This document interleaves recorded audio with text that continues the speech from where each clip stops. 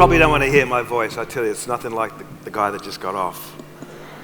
I've decided I'm not going to come back unless the act before me is the McCann CFO taking us through a spreadsheet for an hour.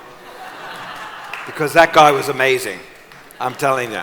I'm not going to be so amazing unless anyone likes to dance to PowerPoint. Just relax here. Okay, so I'm going to talk about the 7 principles for the future of creativity. As mentioned, I work at Accenture Song, which is a part of Accenture that is customer-facing. It has all of the creative agencies and the design agencies sort of collected together. David Droga is the CEO of that section of Accenture, which is why I'm there. He's a longtime friend, and I admire him a great deal, so that's why I'm there. And I'm gonna take you through 7 principles. And these 7 principles are things that I've thought about throughout my career, but probably more importantly, they're 7 principles that sort of outline the potential of where I am now, which is Accenture Song. Prior to Accenture Song, I was at Apple for 2 years, working in marketing communication, for 3 years working in marketing communications. Before that, I was at Publicis, the holding company, at the holding company level, and before that, I spent 17 years helping build an agency called RGA. So I've been on a little bit of a trail of tears through our industry, and I've seen all the sides of it. And so I think that these principles sort of represent, to me at least, the sort of things we need to be getting right in the next 10 years. All right, so 7 principles. We like alliteration at Song. Song has 7 principles. And here they are. I'm going to go through each of them. Some of them will go deeper than others. And I don't have a lot of time, but I'll zip along. And I'm going to start with the first principle, which is really the meta principle that actually refers to all of them, right? And that is that I think every creative company needs to have consistent principles and dynamic practices. And what do I mean by that? I mean, there are some things that you stand for that don't change, right? They're the principles. And then there are things that come along that you need to respond to, different opportunities, different technology, different contexts, which you need to be changing constantly, right? But importantly, I think, to deal with the rapidly changing practices, if you don't have principles, then you're never going to distinguish yourself. Every time something new comes along, there should be a way that you and only you can respond to that, right? So that's why the principles are so important. I've worked for some great creative companies. As a client, I have worked with Nike for 20 years.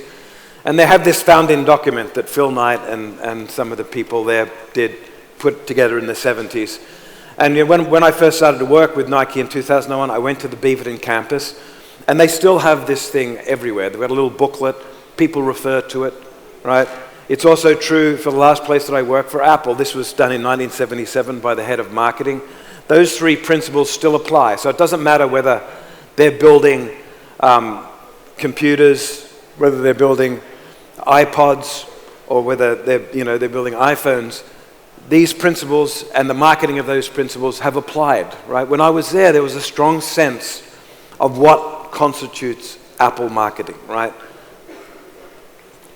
So, given that, the rest of these principles are things that hopefully do not change, but they get applied to new contexts, right? This next one is singular vision, collaborative culture. This is a really important point, right? Which is that I've never been part of a great creative exercise that didn't have a really focused vision. This could be for a product, it could be for a campaign, it could be for a company.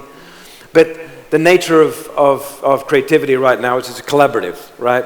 If you can't mix and match different ways of thinking. In fact, Steve Jobs used to say that creativity and technology is just different combinations. And so collaboration becomes really important. One of the great art forms of the 20th century, which India is pretty good at, incidentally, which is film. At the end of every film, you see this credit crawl. There's thousands of people that contribute to a film, but there's a singular vision that's held in the head of the director. And this is an argument against consensus, against too many inputs. You've got to be sharp at the top and connected at the bottom. Okay, first, this is what I'm going to unpack a lot, and you're going to be surprised that a creative person like myself is going to talk a lot about structure, right? Because this, I think, is the important thing to understand. When things are changing very rapidly, you need to reverse engineer your organization based on what you're delivering. So, for the 17 years that I was at RGA, our medium was the internet, and the internet changed a lot in those 17 years. And every time it changed, every time something happened, when Flash became the language of the internet, we had to have animators. When e-commerce came along, we needed to learn how to design buy flows. When the pipe got big enough that all the best storytelling was happening on the internet, we had to bring in storytellers, right? So we kept changing based on that, but every time we changed, we had to restructure our teams, rethink how things got made. This is a really important point because I think our industry sometimes forgets that that you have to be a dynamic organization if you're going to be making dynamic things, right? Now, when I think about an organization, I obviously think about the people at the top, the structure in the bottom, and the process that connects those two things. But really, the simplest way I think about creativity within an organization is, what are you connecting? What pieces of the organization are you connecting, and how are you connecting it? How are you designing the connections between capabilities, organization, people? And so actually, when I was at Publicis, I came up with this little taxonomy of connections. Every time you redesign your company, you can put people in different departments, put people in different capabilities, you can do all that. The single most important thing is, how do you connect those things, right? So I've got these 3 levels of connections which I'm going to take you through, and each of these connections you should be thinking about in terms of your organization. The highest connection I call a transfer connection. And this is something that most companies are actually pretty good at. A transfer connection is when you're just sharing information. At Accenture, every week we get an email about what's going on in the firm. It's really useful. I have a sense of the company. I feel like I'm a part of something, but I'm receiving it in a pretty passive way. When I was at Publicis, for example, Leah Burnett might have an opportunity and that is more around doing a digital product, and they'll reach out to Sapient, right? That's a transfer. So information going from one place to another. It's a transaction. If you drill down one level below and you start thinking about capabilities and how you connect capabilities, this connection is something I call a compound connection. I'll give you an example. Strategy is a compound connection with creative, right? So the characteristic of this connection is this thing makes that thing better. If this thing doesn't make that thing better, then the connection is not well designed, right? This could be data and analytics, analytics and strategy, strategy and creative, creative and technology. I mean, these things have compound connections. One thing makes the net things better. And what I think about when I design these connections is, what's the Goldilocks amount of two things? What's the Goldilocks amount of information that's being passed on, and the Goldilocks amount of collaboration? So, if a strategist gives your creative team a brief that is 1 sentence, that's not enough. If your strategist gives your creative team a brief that's 500 pages, that's too much, right? There's an amount of information which a creative person can use, which has enough detail but not too much, right? And then a strategist will stay close to the idea at the beginning of the process, but not at the end of the process. The strategist will probably see the first ideas that you've come up with, but the strategist is not going to be in the edit room, right? So again, every time you connect capabilities, think about, what's the Goldilocks amount? How are you creating this compound effect? This thing making that thing better. If your strategy doesn't make your creative better, that's a badly designed connection.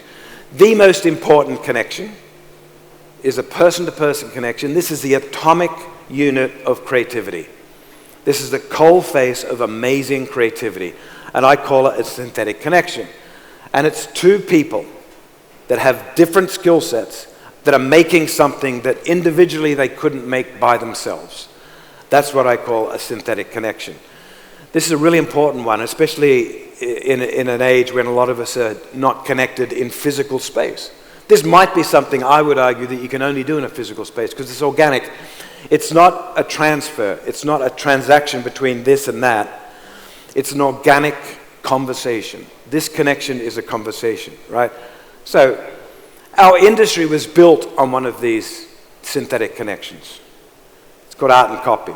Now, this received wisdom of this team, which is, again, the atomic creative unit of advertising, is actually was an innovation in the late 50s, right? So in the late 50s, leading into the 60s, this thing happened in American advertising called the Creative Revolution. This is a book about the Creative Revolution. It's using the Avis sort of tagline. It's when advertising tried harder. I think that's a complete misconstruction of what actually happened. What happened was an organizational innovation. It wasn't people woke up in the morning and said, I'm going to try harder now. I'm going to color in harder and write harder and we're going to do amazing work. That's not what happened, right? What happened is that this guy, Bill Bernbach, figured that, you know what, it might be interesting if our creative team, which right now is a writer, if we complemented that with an art director. So prior to this, right, in the age of Mad Men, and if any of you have seen the Mad Men series on AMC, it's a great depiction, historical document of advertising. And what happened was that, Don Draper goes to the corner office and he comes up with an idea. And then he sends that idea downstairs to some slack-jawed Staten Island art director who's slouched over a drafting table, and then that would be colored in. It would be art directed, right? Now, maybe Bernbach, I don't know why he was thinking, maybe we get the art director to come up and work with the copywriter. Maybe it was because TV was coming along and it's a more visual medium. Whatever, he made that decision. What's interesting is to look at the work before and after that innovation. So before that innovation in the Don Draper process, this is an example of a car ad, right? It's why do you see so many Plymouth taxi cabs? So I'm sure the copywriter or the creative lead got some brief from research to say, Plymouth is being used as taxi. This is proof of how good it is. And so, okay, and so that's the idea. Why do you see so many Plymouth taxi cabs? The answer makes it a great way for you too, right? And then long form copy. That would have been given to the art director. The art director reads it and says, you know what? I'm going to draw a taxi cab that's a Plymouth. And I'm going to have a family walking into the car, right? So the thing that distinguishes this sort of process where you hand off to another thing is that they're just reflections of each other. I can take the copy away from that ad and it still works. I can take the image away from that ad and it still works because it's saying the same thing, right? After Bernbach created the art and director copywriter team with this synthetic connection, this sort of crap started to happen. Look at that, right? That's an ad. Right? And what I love about this, and there's a whole suite of ads that came out of DDB, like Lemon and Think Small and everything. But the thing that is amazing about this is you can't take the copy away, it doesn't work. You can't take the image away, it doesn't work. It has this synthetic connection. It's a result of a conversation, not a transaction, right? I did something similar at RGA. So RGA, the internet came along, interfaces became a part of media. Being able to tell stories was not enough as far as RGA was concerned. We had to also understand how to design the systems that create the behaviors that an interface does. And so I reorganized the teams around stories and systems. And the thinking was really simple, right? Which is that if our company is a brain, we need two hemispheres of that brain, right? One that is design-led and one that is storytelling-led. And then we connect them in a synthetic connection, in a conversation, not as a department that hands off to one to the other. And what's interesting about this is that it actually reflects, strangely enough, the hemispheres of the brain. The conventional thinking that the left-hand brain is rational, the right-hand brain is creative is actually not true. If I'm being creative, both hemispheres of my brain are lighting up, right?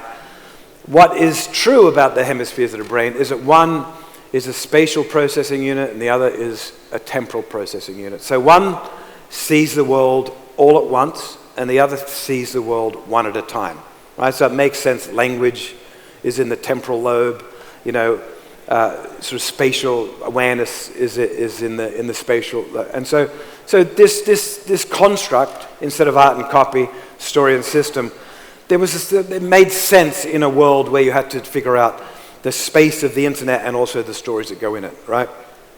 Another way of thinking about it is, our industry is about systems that create performance, and stories that you put in those systems. So, performance and brand become two hemispheres. I talk a lot about deep simplicity, that is informed simplicity.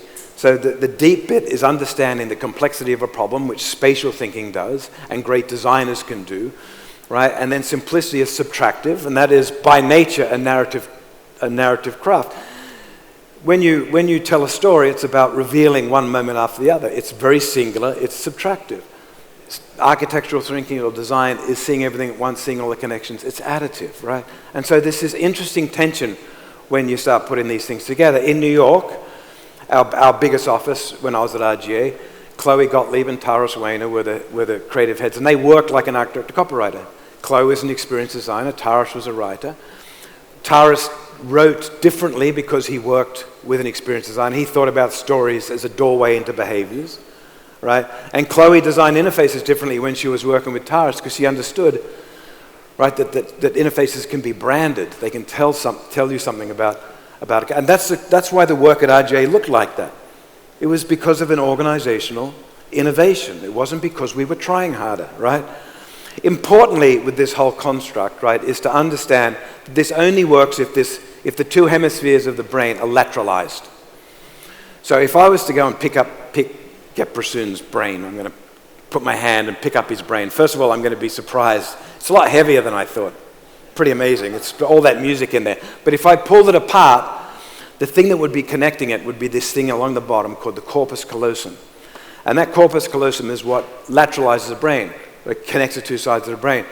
Interestingly, there was a time when a procedure to stop epileptic fits was severing that corpus callosum. Pretty brutal, I know. But what they found is it stopped epileptic fits, but it also changed the way you perceive things when the things weren't connected. So I could close this eye, right? And so my left-hand brain would look at something. I would hold a pencil up, and I would know that it was for drawing, but not what it's called.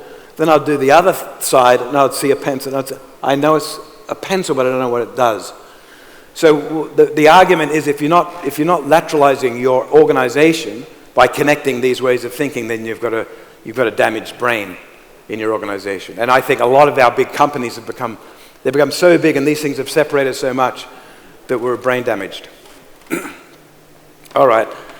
So loose with ideas, tight with execution. This is an important one because there are two modes of working. One is dreaming, seeing the connections, synthesizing things. The other one is executing.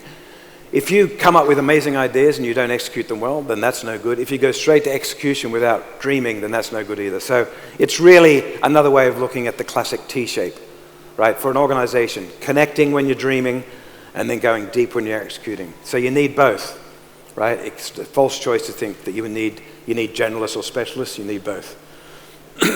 Technology is creative. This is important for Accenture Song because we have amazing technology, especially in this country, amazing engineers and technical thinkers. My point with technology is creative is that you actually can't be creative without a technology to take the idea out of your head and put it in the world. Curiously, when creatives complain about technology, they're not complaining about the technology that they mastered, which is broadcast or print. They're complaining about the technology that came after they mastered the technology. It's all technology. You know, a piece of charcoal on a rock, that's a technology. The alphabet is a technology. These are all technologies. It's actually impossible to be creative without something to take it out of your head and put it in the world.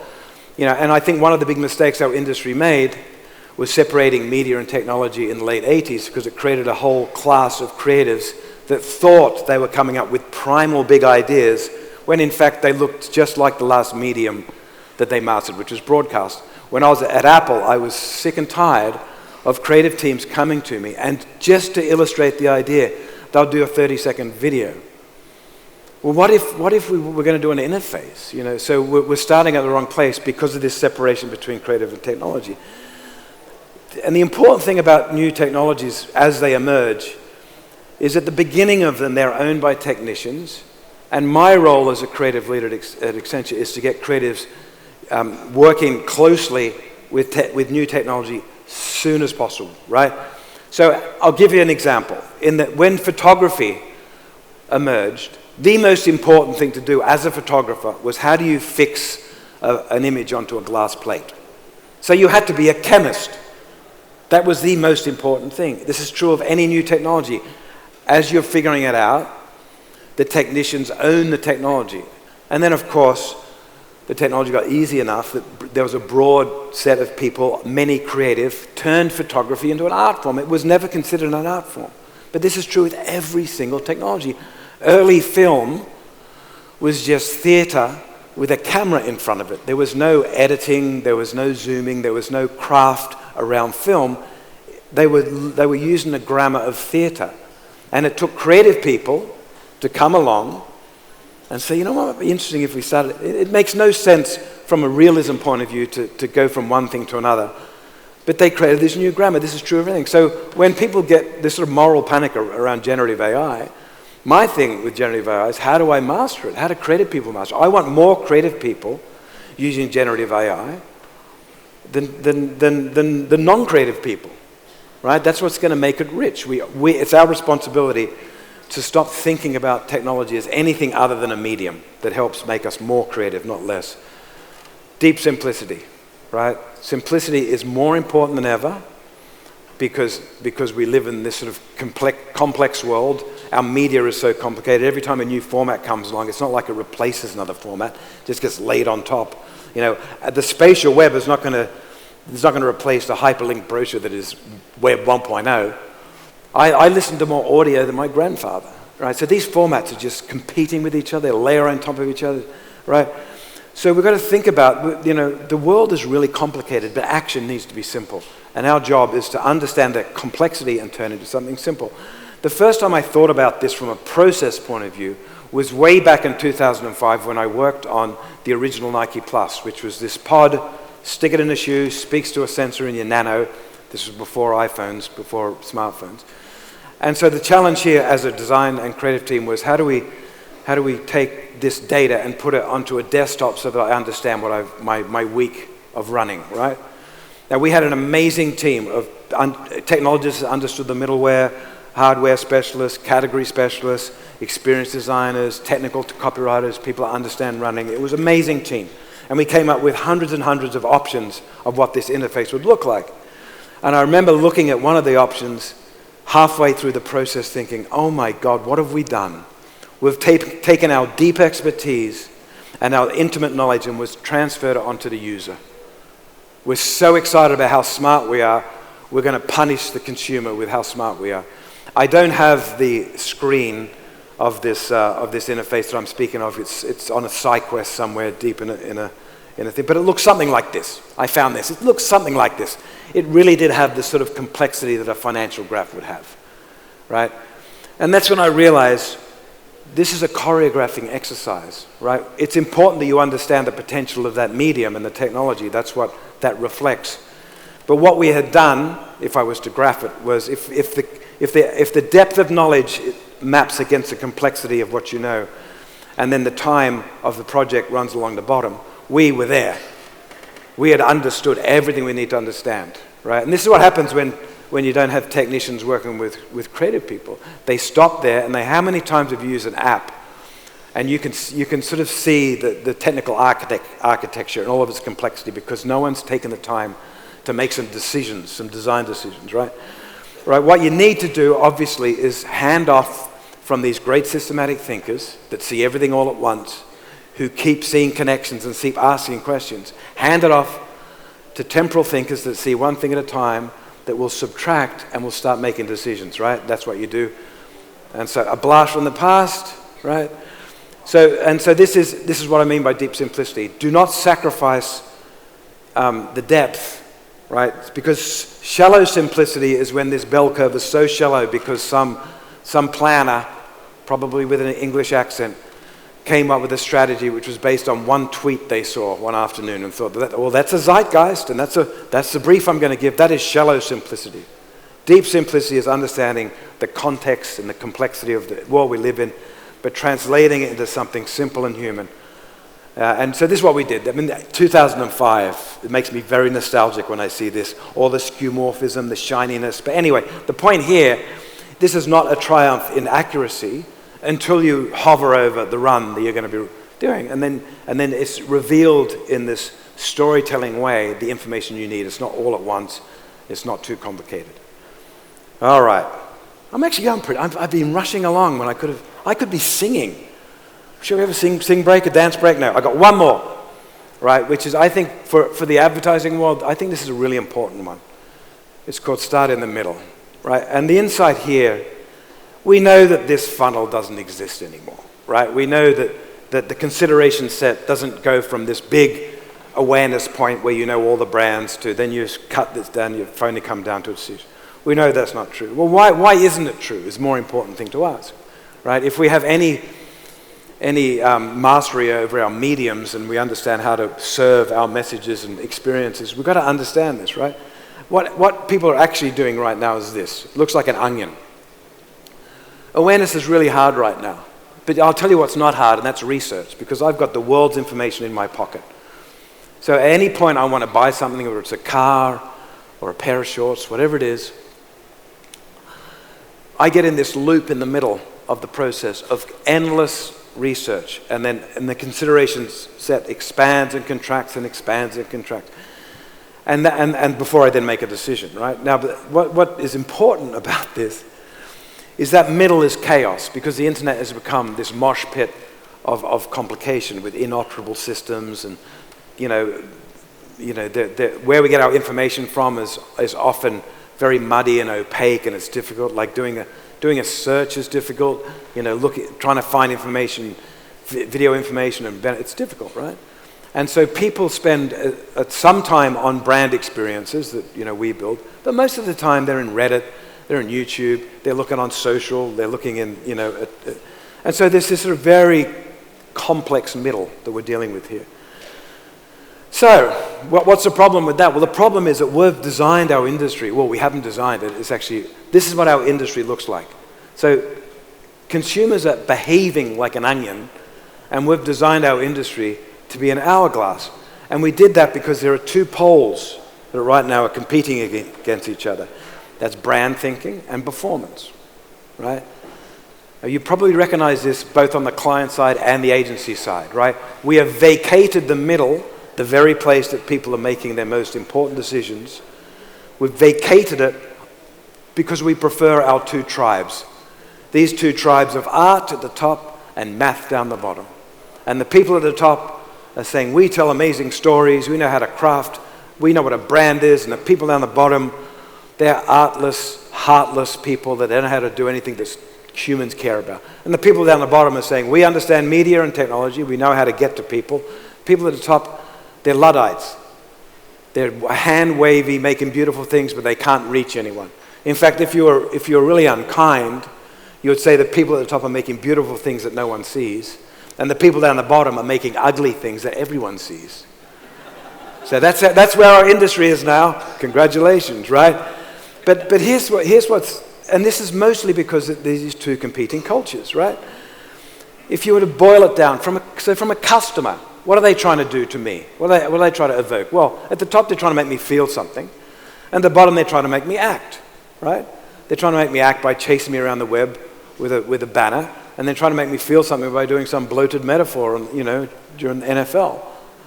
But both of those things don't really work until I understand, right? And so we're coming back to the middle again. This is why everything is shaped like an onion when we're shaped like, because people want to understand. When you understand, you're more likely to feel something, and when you understand, you're more likely to act. And so the place that I just worked, Apple, long before the internet created this big, fat, complicated middle, Apple built a brand of helping people understand their product. Apple has done one brand campaign, Think Different, and it was when Steve came back and they had no products. They had beige boxes that crashed. And so to tread water, they did Think Different, and during that campaign, which is iconic, but Apple was almost bankrupt when that campaign was running. When the iMac came out, every single campaign since then has really been a product campaign. So the most valuable brand in the world is built on helping people understand their product, not trying to make them feel something with some metaphor, and not chasing around the web in the hope that they might accidentally click on your ad, right? So this is how we need to reshape our industry. we need to, and the only way we're going to do this is by having these two things combined. And I'm not just saying that we need to build out more mid-funnel advertising. I'm saying that everything should have the quality of understanding. The top should be more understanding. You should be dignifying the bottom of the funnel with some craft, clarity, and concept. Like when I was at Apple, I spent all my time just trying to make the life cycle marketing feel like Apple. Because the best practices around the bottom of the funnel couldn't be less interested in making something human and interesting, right? And the people at the top couldn't be less interested in figuring out how to reach people because they want to do some one-off stunt that gets a big award at the one show. So that's why we need to start in the middle, and it means restructuring our teams so that they're working together. So how do you create this sort of synthesis? It's at the intersection, right? Our biggest sin is when we start separating things for efficiency. We start separating things because we get too big, and we don't connect those pieces in the way that I was talking about before, right? Scale can be a problem. I was having this conversation with our team in Singapore, and I was saying, we don't have to make the choice between business side efficiency and customer side experience. In fact, both of those things are connected. If I'm running a restaurant, like at a hawker stand in Singapore, I might have the most efficient kitchen in the world. It might be amazing. I might be delivering the food right on time to exactly the right person. But if the food tastes like crap, then the buzzer goes off. Now, if the food tastes like crap, then it doesn't matter. I could also be making the most delicious food ever, but if I'm paying too much for the ingredients, and I'm not efficient, doesn't matter. Doesn't matter, right? So these are false choices that we've made. We've got to meet in the middle, and then we've got to follow these principles. You can have them. Just because I came up with them doesn't mean you can't have them. Go and have them. Have them. But anyway, I've done it. I've done it without breaking into song, without doing a Bollywood dance. Thank you.